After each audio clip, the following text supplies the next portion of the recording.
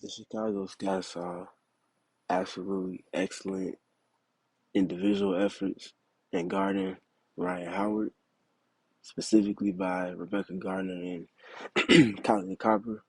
And between those two, they saw the appropriate and prerequisite multiple efforts in attention to detail, discipline, and just general energy to to even just the slightest bit stagnate her rhythm and to do so at a sustainable level.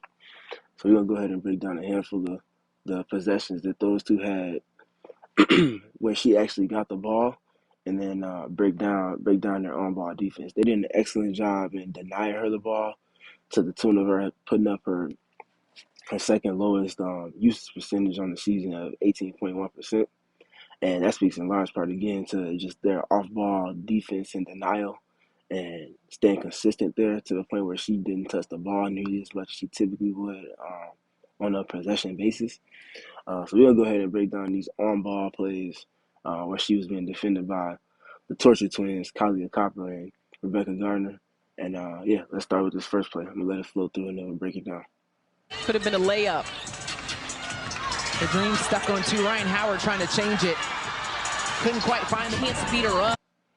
All right, so this first clip we got Kai trailing as Ryan lifts up to the wing. Could have been a Free layup. throw line extended. So you see he's here on the catch here, and Kai's closing out.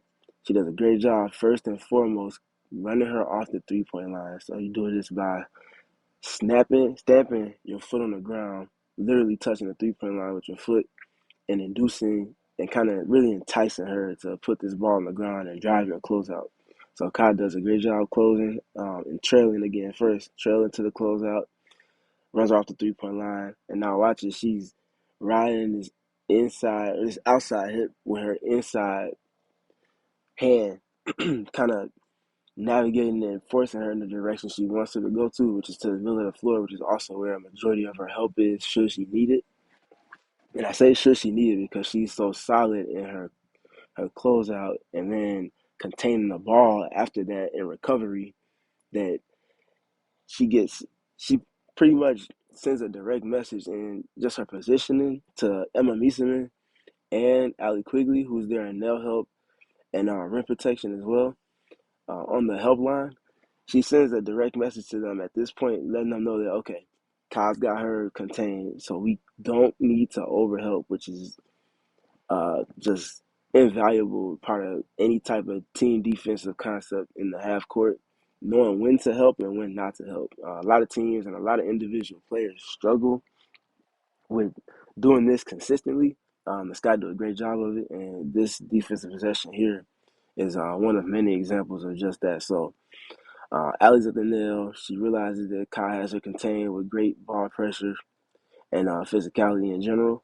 So she's close enough to be there, but she's not even like there's not even really a need for a stunt just because she has Erica Wheeler there, and Erica can clearly knock down catch and shoot or create off of a second drive here. So Allie does a great job just being where she needs to be, and then also trusting the back line of defense, which is where Emma Meeseman is. And Emma does a great job in noticing Kai's body positioning and realizing that she just has this. So we can flow over to Ryan getting to her spot. Kai still riding that inside hip, forcing not a direct drive, but she has to kind of banana on this drive Ryan Howard does to get to her spot. And she's doing so through physicality. And then she gets to her shot. The shot attempt is off balance. And Kai does an excellent job contesting the release point here. Trying to change it. And then she tips it out to get the rebound and secure that. And then the Sky gets a stop. All right, on this next possession, it's in transition. So Kai picks her up a little bit earlier, gets a little contact around the half court line, and it flows through. But watch what I'm gonna let it finish flowing through, and then we'll break it back down. But watch as Emma Meeseman comes into the picture. Beat her up, just so skilled. That's block. There's that link that's coming into play. Vandersloot. 4-6. All right, so on this particular play, so you got Kai trailing on the hip. She takes away that inside angle, forcing her into Emma Meeseman, who she knows is there waiting to help. This is a extreme test of trust right here. That's kind of trust or help. Forces her right into Mishima, and then they perform what's essentially a peel switch. Forces her into her help, peels off, and lets Emma finish the job with a great contest. Gets her hands up high, contests with verticality, and does a great job in discipline with this contest and not fouling. And then, as you That's see, blocked. There's that leads link to that's points going coming the other way for the Sky. to play. Vandersloot. 4-6. All right, on this next play, we got Rebekah Gardner here. So Rebekah is going to be closing the airspace as there's looks like the screen was going to be set. It ends up not being set. But she's there to close that airspace to make sure that Rhyne Howard can't come off free throw line extended here. So it's going to end up flowing into what becomes an isolation. And Rebekah's already in space. So let's go ahead and let this one flow through, and then we'll break it back down. Though on the completion though. Yeah, that's pretty special. Rhyne. All right, this one was super quick, but just watch the attention to detail from Rebekah Gardner here. So like I said, the screen was about to be set, and then they fan out. It's about 15 seconds left on the shot clock. Rhyne begins to start her drive again. Because the airspace is closed, this angle on the drive is not a straight line. It's one of those banana angles to get to the spot that she's trying to get to. And watch the angle that Rebekah Gardner uses to cut her off. It's a similar play to the first one with Kahleah Copper closing her off around the help line a little bit towards the middle of the paint. But watch where Rebekah Gardner cuts her off at. Almost before she even gets to the elbow, she does this like half spin to protect her dribble because of the positioning of Rebekah Gardner. And look at the inside hands activity, which Rebekah Gardner is extremely clever and consistent with. She gets that inside hand as on ball, the initiators, the initiators typically like to get that offhand involved to create separation and just enough space for them to make moves. And Rebekah's clever enough to where she's good at consistently fighting with that inside hand. And look at where her inside hand is now. It's inside of the offhand, and that's where she's getting her activity at. This is not a foul. It's clean. She's doing so without causing too much contact. And then it's going to end up flowing over to a picked up dribble and then an excellent contest with the opposite hand, this time with her inside hand. Look at that contest. Pretty special. Rhyne Howard. All right, now this next play. Rhyne Howard loves to attack in secondary transition. So this is where this play is going to pick up at. Rebekah already forces her to get into her bag as far as trying to create separation from her pesky on ball pressure. So Ryan hits her with a spin to create space. Rebekah does a good job with her recovery steps to get back in position and stay in front of the ball.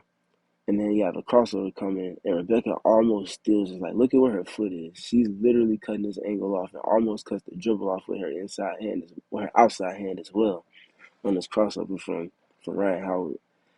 The crossover happens. She ends up taking another step back, and this creates a little separation. But look at the recovery speed, and then look at the closeout from Rebekah Gardner. She is right there in her grill on this release.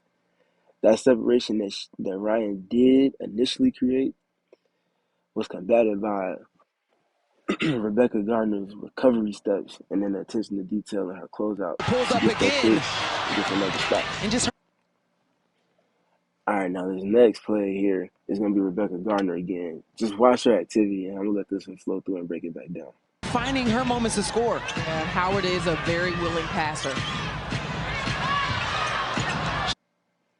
All right, let's run this one back.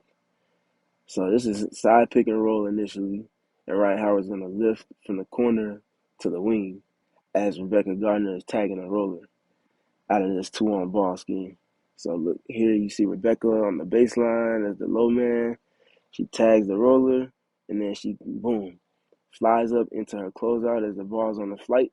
First of all, there's a great, absolutely excellent deflection here from Emma Meesman. It's extremely subtle, and you probably might not have even seen it in real time, but she redirects this pass, giving Rebekah Gardner an extra half to full second to get into her closeout and recovery, which is that's an eternity of time. We're closing out from such a long distance from the corner to the wing. especially on that angle on top of that. So Rebekah does a great job getting back in position. Emma does an excellent job. Really not even necessarily what she needs to do, but just her ever-present activity, always doing something as well defensively, buying this extra time. And then she shows two for a second before she flashes back to her man and then re-kicks Candace Parker back out. And then Rebekah finishes the job again with great great fundamental defense with her footwork, and then stand in the stance, and then getting another excellent closeout on this release for Rhyne Howard. Short there, Kahleah. All right, now the next play here, we got Kahleah Copper back on Rhyne Howard. She's one pass away initially as the first kind of portion of this play broke down. So now it's going to swing over to the corner, and then we're going to let this flow through. Can't find anything against Miesemann. Rhyne Howard going at the rim. All right, so let's run this one back real quick. All right, so Kai's one pass away. She's taking away a driving angle from that left side. Boom, the ball swung. She's instantly up, and she's trying to force this to stay on the sideline and not let her go over the top of this. So she jumps screen side.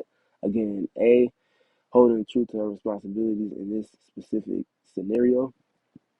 Also trusting her help defense and Emma Miesemann, and knowing that Candace Parker is back there to corral this drive should she get to the block before she's able to get a little contact on her. So Ryan ends up electing to reject this ball screen, and look at what happens here on the baseline between Miesemann and Copper. Copper forces her to go baseline, which is what they want, and then Emma Miesemann is there to perform this peel switch. Again, you've seen this a few times in this breakdown.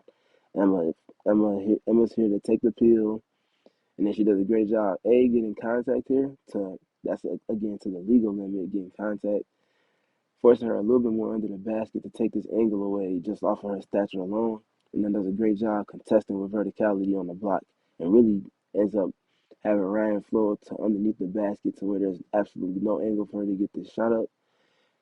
She actually deflects this on the way up to the rim, so it counts as yet another block for the Chicago Sky. And then they force yet another stop again with multiple Going at the rim. efforts. Tough night for And just doing her. an absolutely excellent job with the individual efforts initially on the ball at the point of attack with Rhyne Howard, and then having the subsequent and appropriate help when needed with peel switches and just in general showing bodies for Rhyne Howard to take away early driving angles and help. So just an overall excellent connected effort from the Sky defensively, and maybe potentially their best showing defensively on the season thus far.